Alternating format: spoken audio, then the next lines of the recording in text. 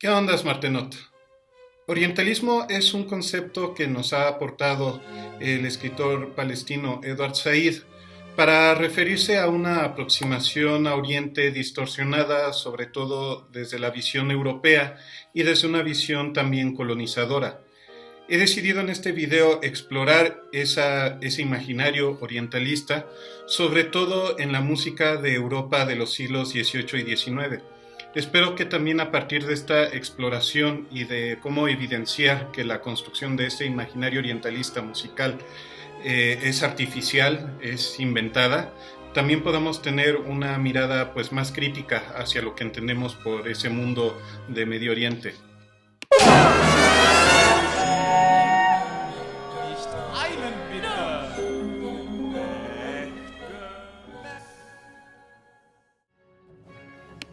Capítulo 1. El Imperio Otomano en Europa. La literatura musical de los siglos XVII y XVIII está llena de referencias a los turcos, puesto que fueron el contacto más inmediato que tuvo Europa con Asia, debido a las invasiones a Europa por el Imperio Otomano en los siglos XVI y XVII. La principal influencia de la música turca en Europa fueron las bandas militares de los jenízaros del Imperio Otomano, conocidas como Meter o Meteran. Para representar a lo turco, extrajeron de las meterán las percusiones como platillos y triángulo, y utilizaron el pícolo para sustituir a la zurna. Este cóctel se completó con el uso del siguiente patrón rítmico. Esta fórmula se hizo presente en obras como El rato en el seraglio de Mozart, el rondó a la turca de la sonata para piano número 11 de Mozart, e incluso el final de la novena sinfonía de Beethoven, o la marcha turca de las ruinas de Atenas, también de Beethoven.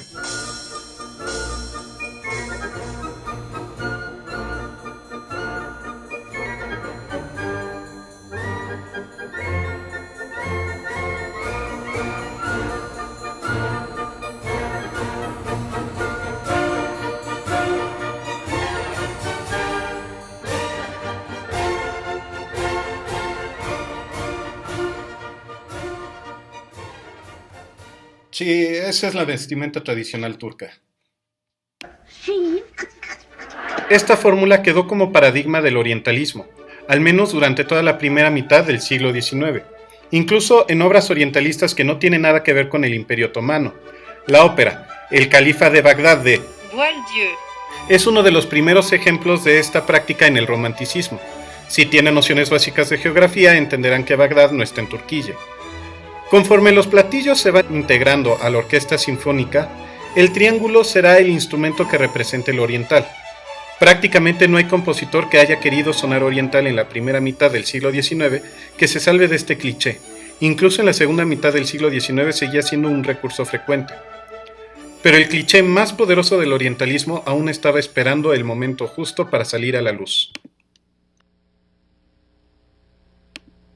Capítulo 2. Las rapsodias húngaras. Es interesante pensar que en nuestra cultura es muy difícil pensar en un sonido oriental sin la segunda aumentada, tomando en cuenta que hasta antes de la segunda mitad del siglo XIX no figuraba en ninguna de las representaciones orientales de la música. Ante esto surgen las preguntas: ¿es intrínseca a la música del mundo islámico la segunda aumentada? No. Por el contrario, en la música de Medio Oriente existe una diversidad muy rica en escalas que no coinciden con el modelo de 12 semitonos occidental. En estas escalas, a veces, hay grados conjuntos con intervalos similares a la segunda aumentada, pero no son la segunda aumentada occidental. Pero bueno, esto daría para otro video y para eso me tengo que poner a estudiar. Ahora, la otra pregunta es: ¿en qué momento surgió la segunda aumentada como cliché del orientalismo en la música europea? Esto es una pregunta más difícil de responder y todo indica a que el origen no es asiático. El primer ejemplo de un uso explícito de la segunda aumentada para representar una realidad distinta a la hegemónica europea lo encontré en la ópera La Judía de Fromental Halevi, estrenada en 1835. No definiría esta obra como orientalista, por el contrario diría que es una obra que se opone a la hegemonía europea. Halevi fue un compositor judío que creció imbuido de la música de su comunidad. Su ópera, La Judía, es una denuncia al antisemitismo. En ella, la protagonista es condenada a muerte por un tribunal eclesiástico al haberse relacionado románticamente con un cristiano y negarse a convertirse al cristianismo. Esta es una ópera que no especula sobre una realidad exótica, sino que con ella un músico perteneciente a una comunidad marginada afirma su identidad como judío. Pero todavía faltarían años para que la segunda aumentada se pusiera de moda, y la culpa la tiene posiblemente este señor. Franz Liszt, húngaro de nacimiento, estaba familiarizado con las formas musicales tradicionales húngaras, que en algunas ocasiones se mezclan con la tradición del pueblo romaní o gitano. Recopiló melodías que había escuchado en Hungría, la mayoría de ellas romaníes, y las arregló para una ejecución virtuosa en el piano. No identifico un ejemplo anterior que use tan explícita e intencionalmente las segundas aumentadas. Será frecuente encontrar el uso de las segundas aumentadas en la música de inspiración romaní, excepto en Brahms, que le sacaba las segundas aumentadas.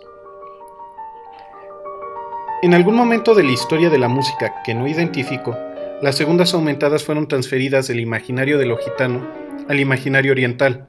Después de todo, a los europeos no les importaba la precisión, sino que sonara exótico. Para responder a la pregunta sobre el momento en que la segunda aumentada empezó a significar oriental y no solo gitano, pasaremos al siguiente capítulo. Capítulo 3. Un compositor con buenas intenciones. El principal sospechoso de ser responsable de convertir la segunda aumentada en símbolo del oriental es este señor. Y es que su ópera Aída se convirtió en una referencia para obras posteriores de inspiración oriental o cuando menos exótica. Aída es una ópera estrenada en 1871 y ambientada en Egipto, escrita para ser estrenada en el recién inaugurado Teatro de la Ópera del Jedive en El Cairo. La ópera fue comisionada por el jedive Ismail Pachá, quien promovió un proceso de europeización de la sociedad egipcia y quien inaugurara el Canal de Suez, que fue pensado para beneficiar a los europeos, comunicándoles el mar Mediterráneo con el Mar Rojo y facilitándoles el comercio con Asia y África. Aunque no he podido confirmar recientemente la información, recuerdo haber leído que Verdi expresó su deseo de que Aída fuera una ópera que no complaciera solamente al público europeo, sino que su lenguaje musical tocara al público egipcio. La verdad es que al estreno del Cairo acudió solamente la élite política, y no hubo pueblo egipcio que juzgara si la música de Aída tenía la capacidad de traspasar la frontera cultural entre Occidente y Oriente. A pesar de sus buenas intenciones, Verdi no contaba con el conocimiento necesario para hacer una música que sonara egipcia. Sin embargo, lo que sí hizo fue aventurarse más de lo que solía hacer en la instrumentación y en la armonía. Allí es donde es notorio que las segundas aumentadas forman parte del paisaje sonoro imaginario que creó Verdi, y hago hincapié en que solo son una parte del paisaje, pero no el elemento protagonista. Incluso las segundas aumentadas son parte de un juego melódico complejo, que incluye otros intervalos aumentados y disminuidos, y cromatismos invertidos. La mayoría de las veces, la segunda aumentada es abordada de modo indirecto, con una nota intermedia. Ejemplos admirables de esta exploración armónica y tímbrica están en la escena del Templo de Ptah, donde una voz fuera del escenario entona la melodía acompañada por dos arpas, cuya armonía son solo dos acordes mayores a un semitono de distancia. El inicio del tercer acto es mágico. La combinación de los violines primeros brincando en octavas, el trémolo de cuarta en los violines segundos, los pizzicatos en las violas y los armónicos en chelos dan un fondo intrigante a la flauta. Ciertamente, también hay momentos en donde Verdi sucumbió al fantasma de la moda turca del siglo XVIII y de creer que el triángulo hace automáticamente a la música sonar oriental. Admito que me es difícil ser imparcial al hablar de Aída, ya que haberla visto por casualidad en el Canal 22 a mis 10 años fue una de las circunstancias que definieron mi vocación de músico. A pesar de las circunstancias de colonialismo que rodean el estreno de la ópera, es evidente el trabajo de un compositor que se tomó en serio su tarea y a los pueblos en los que basó su imaginario sonoro.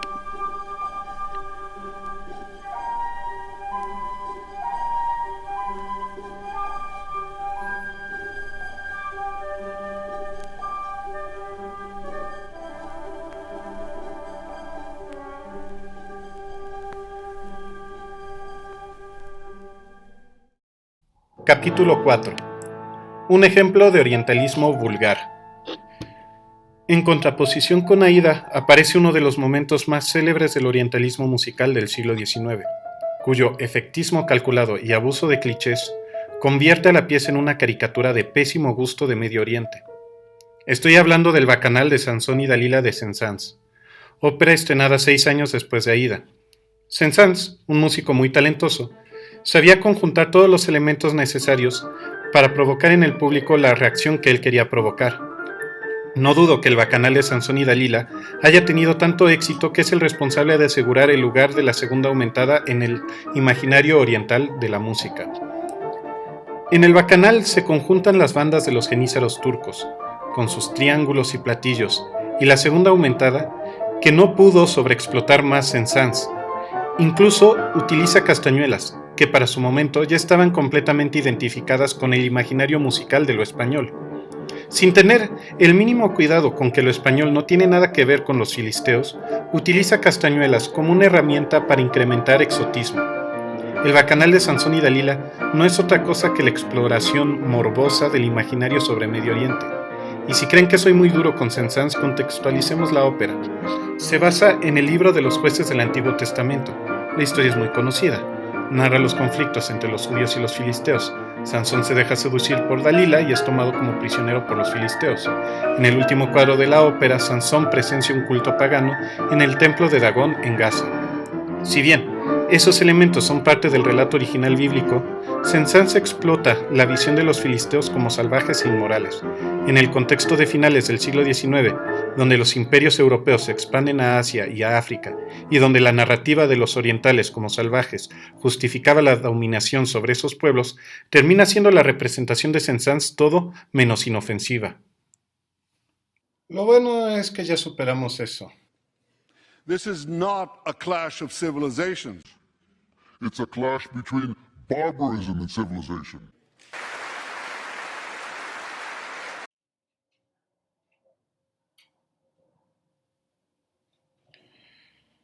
Bueno, regresando a Saint-Saëns, debo de admitir que ese unísono en los oboes y las arpas en octavas, cuando aparece el tema principal, sí es muy efectivo a nivel orquestal.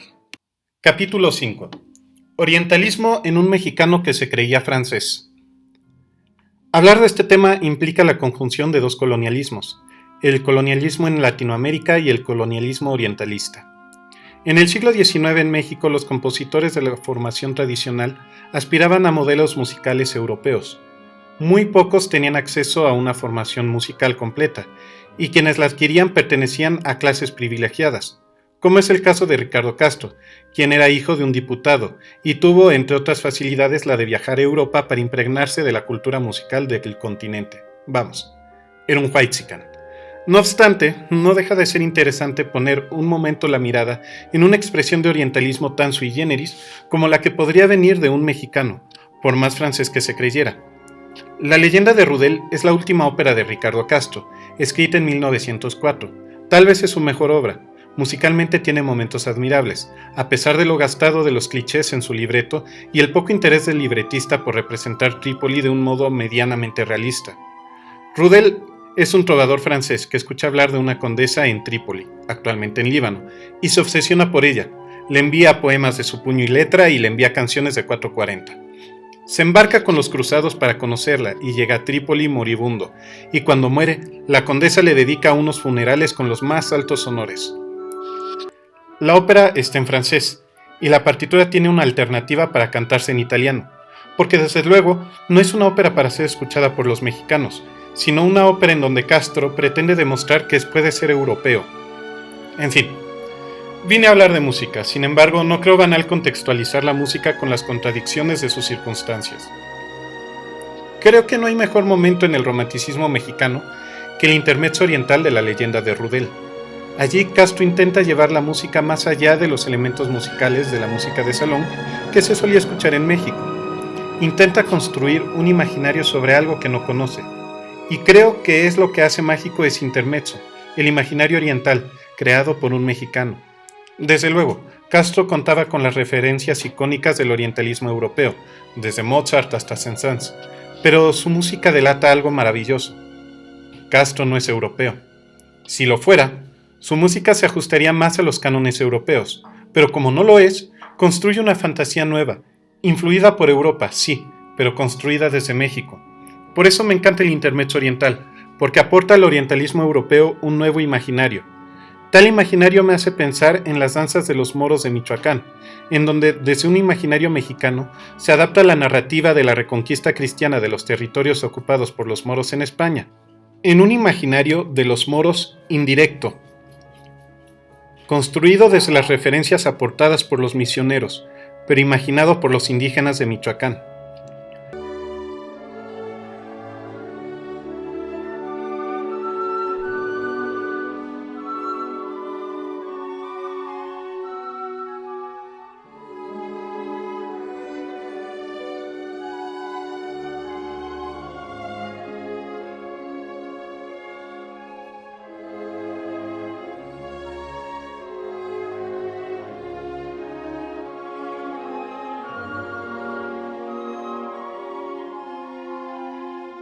Pasemos al último capítulo de este recorrido.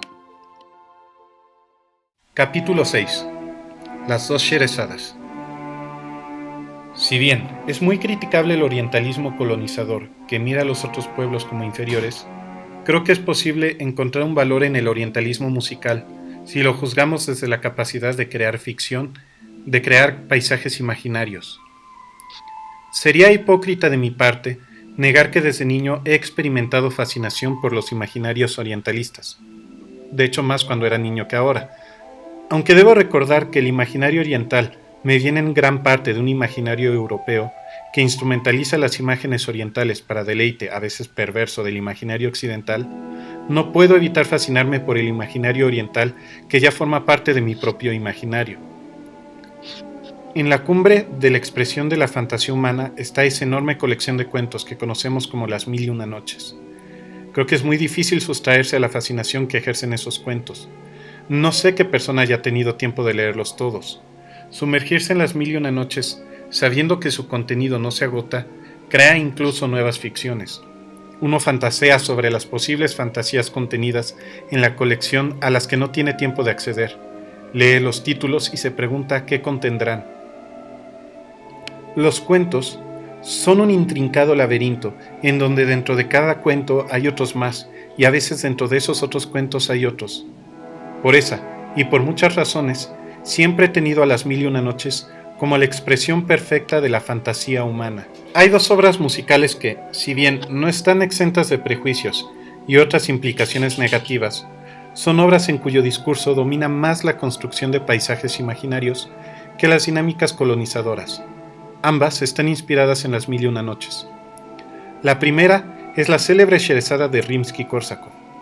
Aunque a pesar del propio compositor se hicieron públicos ciertos elementos de su construcción programática, Korsakov optó por dejar los títulos lo más ambiguos posibles, con el propósito no de imponer un imaginario al escucha, sino de provocar en el escucha la creación de su propio imaginario. El contexto estético de Rimsky-Korsakov como líder del Grupo de los Cinco es el de un movimiento nacionalista ruso que asimila la imagen de Rusia como país oriental para afirmarse a sí mismos no como incivilizados, sino como una identidad propia. Los elementos musicales de Sherezada están más cerca del nacionalismo ruso que de los clichés orientalistas de Occidente. Si bien en ocasiones es evidente el recurso de las percusiones turcas como elemento de ambientación oriental, pero un cliché del que prescinde casi en su totalidad y que para ese año 1888 ya dominaba el imaginario europeo es el de la segunda aumentada. Por el contrario, la construcción modal es el elemento que domina la armonía, como ocurre frecuentemente en la música de los Cinco. El tema de Sherezada, llevado por el violín, es un tema en modo dórico acompañado por el arpa, que produce un efecto más efectivo que cualquier cliché. La otra obra de la que quiero hablar lleva el mismo nombre. Es Sherezada de Ravel, el ciclo de 3 canciones sobre poemas de Tristan Klingsor. Pienso que Ravel fue un compositor que mantuvo conexión con su propia infancia a lo largo de toda su vida. Era un compositor que sabía leer la realidad con los ojos de un niño. No es coincidencia que algunas de sus obras más significativas tengan como tema la infancia. Mi mamá la oca y El niño y los sortilegios. Es en ese espíritu infantil que Ravel nos lleva de la mano con la música en la narración igualmente infantil de Tristán Klingsor sobre Asia. El texto parece incluso ingenuo. No narra nada, habla de Asia, viejo país maravilloso de cuentos de niñera, y procede a enumerar una serie de imágenes que componen ese imaginario de Asia. El texto hace hincapié en el deseo de penetrar en la ficción. Me gustaría ver, repite con insistencia, islas de flores, Damasco, Persia, turbantes de seda, ojos oscuros de amor, y un largo etcétera del cual no se escapó ningún elemento que forme parte de ese imaginario orientalista. La música, al contrario de lo que se esperaría, está muy lejos de ser un cliché. Si uno no supiera de qué habla el texto, jamás sospecharía que la música está ambientada en un escenario oriental. Hay segundas aumentadas, sí, pero eso es tan común en la música conocida como impresionista, no voy a entrar en discusiones de si es correcto o no llamarla impresionista, que no indican que se refiera a un imaginario orientalista. Y es que Ravel, cuando quiere ser explícito en un imaginario, lo sabe hacer muy bien. Un ejemplo de ello es la Idironet, princesa de las pagodas, donde el uso de escalas pentáfonas y la orquestación no deja lugar a dudas de que se trata de una música ambientada en China. Pero Ravel no quiere ser explícito, quiere por el contrario alimentar el imaginario de un paisaje imposible, un lugar lejano, y el asombro de pensar que puede existir ese paisaje. En gran parte la música de Ravel, como la de Debussy, responden a este ímpetu, la búsqueda de paisajes imaginarios imposibles. Espero que les haya gustado el video, ha sido un recorrido largo. Desde luego soy músico y mi campo de conocimiento es limitado en cuanto a las implicaciones sociales del orientalismo se refiere.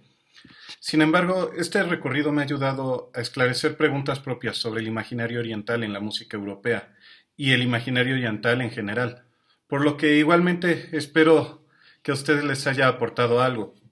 Si les gustó el video, suscríbanse, denle like y esperen el próximo video. Y por cierto, Palestina debe de ser libre. Free, free Palestine! Free, free Palestine! Free, free Palestine! Free, free Palestine! Fuck you! Fuck you! Fuck you! Fuck you! Fuck you! Fuck you! Fuck you! Hasta la próxima.